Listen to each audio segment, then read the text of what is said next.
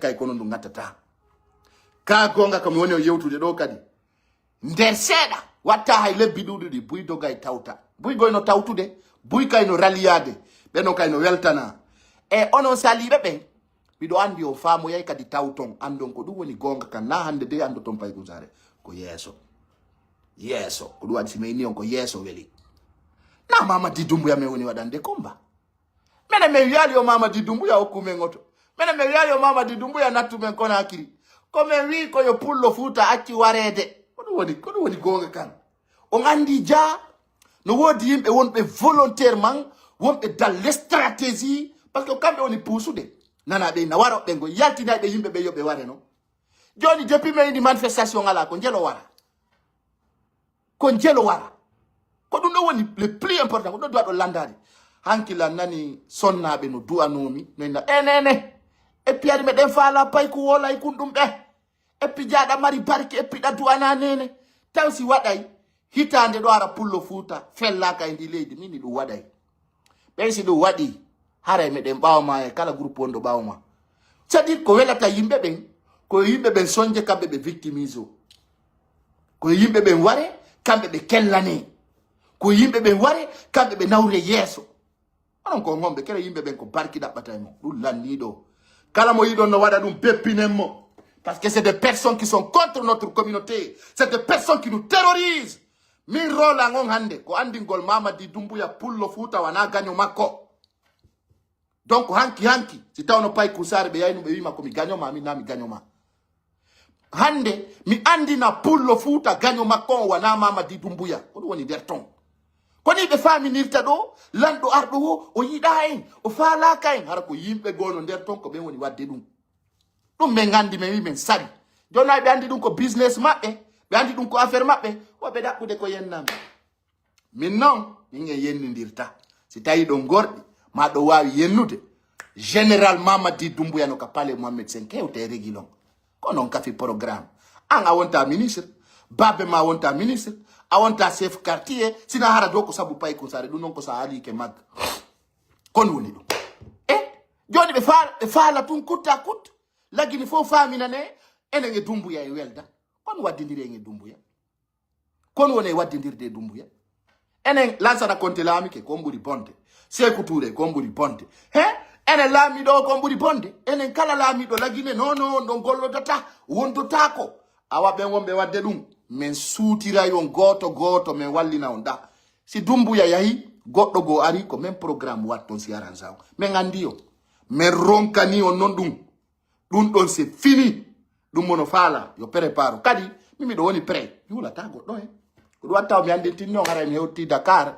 ayalla watta ko hana hara jango à partir de 0h hara den Gambie donc do andi artiste jango no tonga bi fatako on yay lankadi lagine parce que do andi no woddo buyi aju lando ala e mo gero tonkom parce que bereni vous n'avez pas d'impact menen Milando watala yobande location. Milando watala sodande auto parce que min la marani dum fo hore an. Milando jawna tala ngi avion parce que mi jawana e hore an avion. Mi ajaka ko goddo contribuata min ko mi contribue o. Wandi ombo mapi ko abido yo goddo okor mo nyama. Mo kortama nyama yobantama location on ko monantoma. Dum no way ko benta ko c'est-à-dire je ne sais même pas comment qualifier ça. On se connaît men leader be. Hande jango ko non kadi arata tawta wiya président pay ko sare on a la choix parce que gonga kanko gonga haray ko tori den kadi fulbe be de mari no yimbe komo be seeda nginni yo jama o yaw jetta carte d'identité ji nationale di yettugol carte d'identité nationale du wana fi pay ko sare wana fi goddo ko on dum holli bano adama ko e leydi o deya ko si tawi mo mari kayte donc andi men facility dum parce que mi premier an yewdugo le général Mamadi Doumbouya ko premier acte woni ko mi halani mo kono sa wowli gonga wobbe seytina o yiwano di pay limitrophe ji do ko be woni e radade fi kaydiji mabbe be na kaydiji mabbe di wana kaydiji men enen fo de ngandi non ko hombo kadi tampinira dum goy mi yidata non fen sutugol pijigo hiden andi fi i kaydiji carte d'identité nationale den andi wano Sénégal wano Gambie wano Guinée Bissau hay kaydiji go wobbe wino yen jattane dum do ngandi dum ka nganda e yido Tahirou Sarr ka o holli woyo guinéɓe wonɓe ɗo ɓe yoɓe jattane kaydiji maɓɓe ɗin ha président Ousmane Sonko wi si tagaɗo woni e leydi duuɓi 10 o heɓama ɗon o janɗi ɗon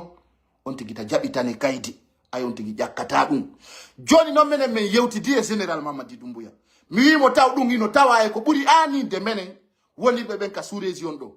o wi min waɗana on carte d'identité ji gratuit ɗum andi ɗum ko milliard ji jelu non ɗon andi carte d'identité wal gotal ko milliard jelu yiya gokko eno sortoɗa watta on ƴettu carte d'identité ji mon ɗin yiye ko général o faala on mañi pilude si Doumbouya yahi haɗa e hatta jogoɗa carte d'identité wal magal si Doumbouya no ɗum haɗe so jogoɗa carte d'identité wal magal ta jaɓu aña goɗɗo ha añana hoore ma ko ɗum waɗi yimɓe ɓen no komiɗi woɓɓe no ɗo woɓɓe ko komoɓe ko ɗum ɓeynata wosi komo yiɗima o waɗa e saabu yenna nene ma e babe mara na e yiɗima wallahi billahi tallahi donc ƴettugol on carte d'identité ji ɗin ɗum ko nafa mum ɗe mari noon granɓe goy kamɓe kadi ɓe yiwo nationalité maɓɓe a yiyay tun no windi ka yeeso serte ɗum terte ɗum yahon ƴetton kaydiji mon ɗin Allah waɗi on yoɓata hay 100 francs wawi wadde on ɗum foppo neɗɗo goto général Mamadi Doumbouya chef suprême de l'armée tagaɗo si o teddi si Allah okkimo laamu terto waɗugol gere e makko mi wi on gere ñamata huɗo e haako na non gol gere wonɗo wadde o waɗay tout sambla woni on ala wadde hay gere parce que ndare hande min pay kusare tigi tigi ay mi départ minni ko ɗum woni gonga kan o yande ka yawda o pay kusare nde makko den no saka ka TikTok ka Facebook mo kala no wola mais c'est important parce que si tawno nous je suis pas important goto wolata no piji gono nder ton menen me wona ɗo fimone hay goto objectif amen on hande ko inscrive gol sukaɓe fulɓe ɓe dans l'administration partout hara kala ka laamu sendeteɓe heɓat ko ɗum woni golle amen nde mi artaɗo mina ko laamu mi faala hara ko min tum faala mi yiɗana luttuɓe ɓe ndare golle ɓe ndare jikkuɓe ndare gañanendi o kam e accela noddugol s'il vous plaît o faami ndare gañanendi kamɓe ɓe faalaka goto heɓa sina kamɓe hande anda hande wongol président hande hiɗa hande wongol ministre hande hiɗa handi comment ça va bouger mais kamɓe ko ɓe ndaru kala ko tuuni kala ko ɓuri e kanude ɓe fawa ɗum e Doumbouya ɗum no welde ɗum ino welde ɓe andi le ɓe watamo ittude ɗon kamɓe tigi ɓe andani ɗum hoore maɓɓe ɓen ɓe wolton ɗon won so wan sanno ɗon menen wona men amateur goɗɗo menen ko men amateur gonga pour la vérité la sincérité notre pays nous appartient tous la Guinée ko kafu men général Mamadi Doumbouya holli mo kala yo artu contribuer ber ko wawi kon hande simi inni hande kadi siɗɗo an waretaki tawi miɗo wawi contribuer ɗum no wawi wonde gonga sabu yiɗa moni haɗay mi wowla ma fiiɗa moni haɗay mi huɓɓina téléphone am no a fenay hande kadi pullo waretaki ko ɗum woni nder ton haray ɗum neniraɓe men ɓen no duwani en siɓɓe men babiraɓe men ɓattiɓe ɗum na politique noon kono no woodi ɗo yimɓe haɓɓitiɓe ko ma tun siɓɓe ɓe ware et puis ka l'axe ɗon kala moral yaki mag yo min yi'u ɗon ɗa waɗa ɗon conférence de presse ɗo ya yaltu nder ɗon hara ɓe moɓima hewtoya maison centrale ɗum c'est clair comme l'eau de roche hande kadi mojo boy lanni e ngol leñol chacun va savoir ko honɗum woni tracé makko si tawi ko guere falaɗa haray meɗen invituma télé bienvenue en Guinée min ni o Amara Camara e kyaw ono ya Amara Camara e sere de naissance mo on ko goto Mamadi Doumbouya o gerdiki e lopputo moƴƴa on fo ɗon andimo on sifike ɗo fi makko duuɓi andu ɗon ndaɗon taɗo ino o ko gorko ni il faut reconnaître ɓe wi reconnaissugol ɓurɗoma ɗum wona faiblesse mi wawata na fowre fewno ɗo ni en wawata dartade Doumbouya min yo yon accu son accali ɓe buyna en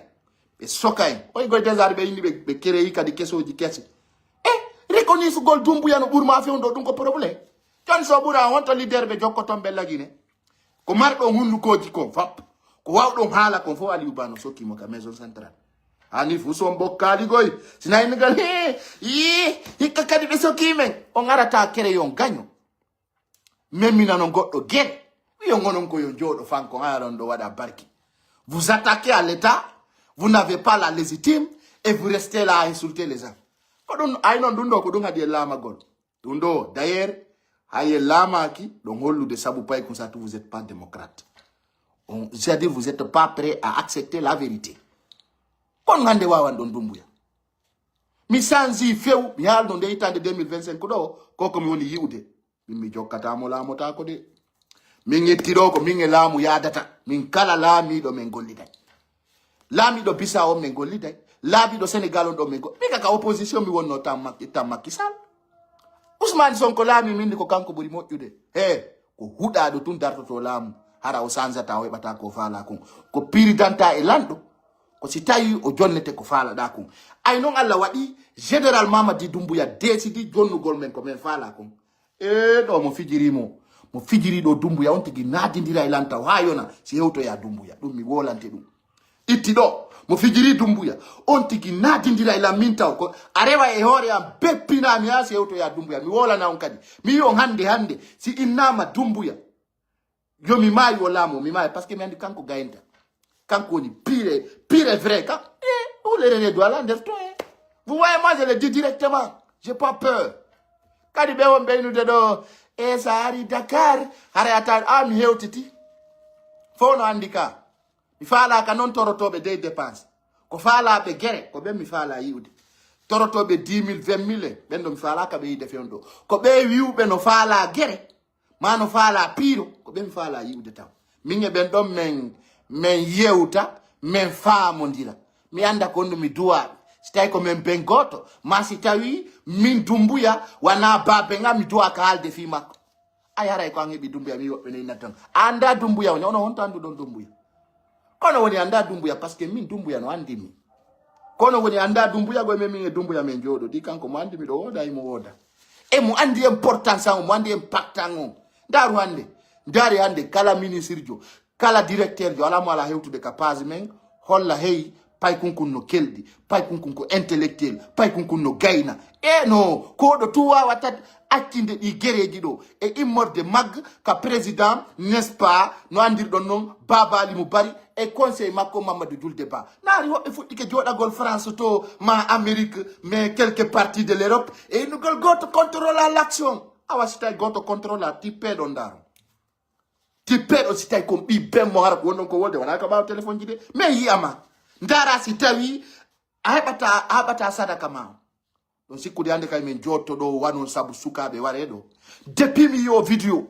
kami kum pay ko noya nene ɓe naɓilan nden ñande mi ɗananoki mon e mini ɗum ɗo lanni c'est fini si tawi ko fiyo goɗɗo laamu wara hikko yeeso hikkina yimɓe makko ɓe yeeso o wona prêt on ɓuri ɗon keɗo on faala on famina on ɓuri fo ɓernde enen on ɓurame ɓernde on ɓurame wonde fulɓe nanay gokko ni neɗɗo anna pullo anko ni on to ɓurɗo mi wonde pullo on beppay ɗo vidéo jay 100 personnes darata par ce que men andi on fenay ulenara ko wol ton kon kelɗa wona hunde wonde clair wona hunde tawde ko vrai petit gonga kan no hecci fenade nde gonga kan no hecci fenade nde menen min namin amateur ɓe woɓɓe menen men ronki si tawi noon o ronkali ono wonɓe wolute ɓe arela guine andi noon ɓe mari argument o andi poɓo ko poɓo tun Allah dandu neɗɗo wonde mboyri mboyri no hulɓini a wolati ɓenna minen e Doumbouya na mecce goto me waɗi heɓugol ɓiɗɗo wawɗo wa Doumbouya wela figoy heɓugol ɓiɗɗo wawɗo wa Paykou Sarr wela figoy ça c'est pour les vrais hommes ça c'est-à-dire aduna wana fi mboyri wana fi bepperiyaden wolayɓe wola fiyo yimɓe welton non minen name ɓe yimɓe min ko fewɗo noon mi ɓuuri wonde en forme parce que rien ne me stresse andi ko ɗum waɗi mi wi min hay goto alala waɗande goɗɗo sappona wona ala ko mi hula rien ne me dérange donc are hande neniraɓe men ɓe ronki waranede neniraɓe men ɓe ronki bonnanede neniraɓe men ɓen ronki yo ɓiɓɓe mum ɓen ware neniraɓe men ɓen sont fatigués de la manipulation traître de dernière énergie wonɓe ɓen wadde e mi andi noon wallahi fulɓe Fuuta sabu an on anda e Doumbouya wona mone mo woni Doumbouya wona mone pullo Fuuta itti ɗo kadi on anda e Doumbouya ko giɗo mon wa gite mon ɗen ko min haalani e woɓɓe noon hutotogoy min itti ɗo on anday général Mamadi Doumbouya ko giɗo pullo Fuuta wa gite makko ɗen sa ko anno tumi watama wolande ɓeɓe wonɗo wolde ɗo le Ammara Camara kono Ammara Camara bonni o kono ngo waɗi o hande Ammara Camara ƴettan ɗo propos yenni pullo ko kikala o gore o kikala o to woni ƴedde ɗo propos ji bonɗi ɓe ni si ɓe noddama ɓe famodirama ray ɓe naɓiti meɗen andi episo daɓɓitilan episo memminilan so memminilan mi huwa on ko boni puis mi wola ko do adon famude ko do ka famude hey ko kikala hoy ko woni lorude kale do la nouvelle génération a compris mi toroto sukaɓe fop wonugol ɓaawo menen sukaɓe ko lammini Ousmane Sonko ɗo ko jeunesse o woni ɓaawo makko ko sukaɓe duwaɓe ɓen famude ko menen wi ko Mama Mamadi Doumbouya jokke men e ɗum amene woni leader ɓe mon ɓe amene gandu ɗon ko ɗum lagandi ko ɗum mi yiiɗo yoɓɓe goori no sikkude wo iwa e ɓaawo am o wata iwde ɓaawo am pay ko sare ko giɗo mum wa gite donc onon tigi ɗon andani hoore mon pay ko sare wana fenowo piji buyno wolede hoɗan ɗon andi ko bet pale c'est à dire ari kono ɓuri kirɗude ko tuma fenuɗa e hoore goɗɗo ara jama fof no sutino reɗi ɗum ɗo a feni ay woni a toño innugol ko goɗɗo ñammini pay ko sare ko goɗɗo woni yoɓande ndare salon ngan o regardez voyez mon salon